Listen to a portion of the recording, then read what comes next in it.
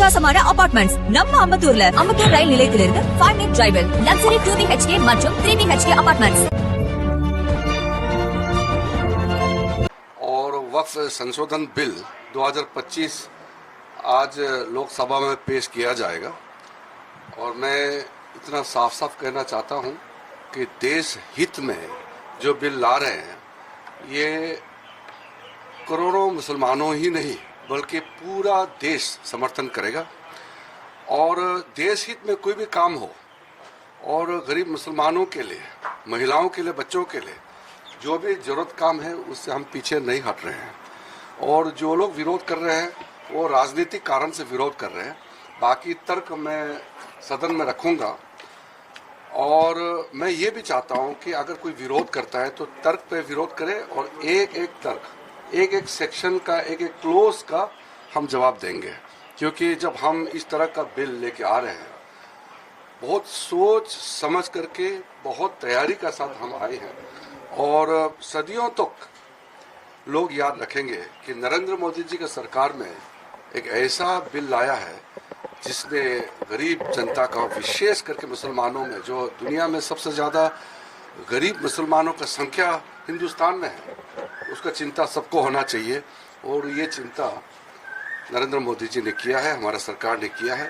और साथ साथ जो वक्फ बोर्ड ने कई सदियों तक, कई सालों तक जो मिसयूज किया है, अधिकार को गलत तरीके से इस्तेमाल किया है और गरीबों का जायदाद लूटा है, उसमें भी रोकने का काम हम कर रहे हैं।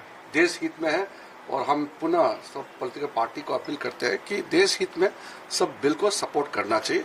अगर विरोध करते हैं तो तर्क रख के विरोध करें, ऐसे झूठे बातें करके विरोध ना करें। Certain organizations, certain political parties are still resorting to fear mongering. All India Muslim Personnel Law Board would be addressing a press conference. Yes, I am aware of that. Some of the leaders, including some of the religious leaders, are also misguiding the innocent Muslims. Yes, sir. Misguidance leads to nowhere. It will be exposed because a year back, same campaign was launched. When the CAA bill was introduced, the same people said that the CAA is to snatch the citizenship status of the Muslims.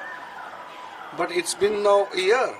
Nothing such has happened. आपने देखा होगा CAA के समय में कहा था ना कि CAA सिटीजनशिप अमेंडमेंट जो बिल आए थे, कहा कि ये मुसलमानों का जो उसका पहचान है उस पे अटैक किया जा रहा है। मुसलमानों का जो सिटीजनशिप स्टेटस है, नागरिकता है, वो छिन जाएंगे। इस तरह का उन्होंने एक प्रोपेगेंडा किया था, वो तो एक्सपोज हो गया। CAA लागू हो गया, किसी मुसलमान का कोई नागरिकता छीना है क्या? बिल्कुल नहीं है। तो अभी भी ऐसे ही होगा। ये बिल पारित होने के बाद जो लोग इसको विरोध कर रहे हैं वो खुद पछताएंगे। इसमें पूरा देश साथ में है, कुछ लोग ही विरोध कर रहे हैं, देश साथ में है। काफी कांग्रेस के नेता, काफी अपोजिशन पार्टी भी प्राइवेटली तो कहते ही है ये बिल तो जरूरत है। ये तो एक पॉलिटिकल स्टैंड, एक वोट बैंक के लिए वो लोग विरोध कर रहे हैं। बाकी मैं तर्क पार्लियामेंट में रखूंगा। Sir, one message you want to give to opposition parties. So there you see the first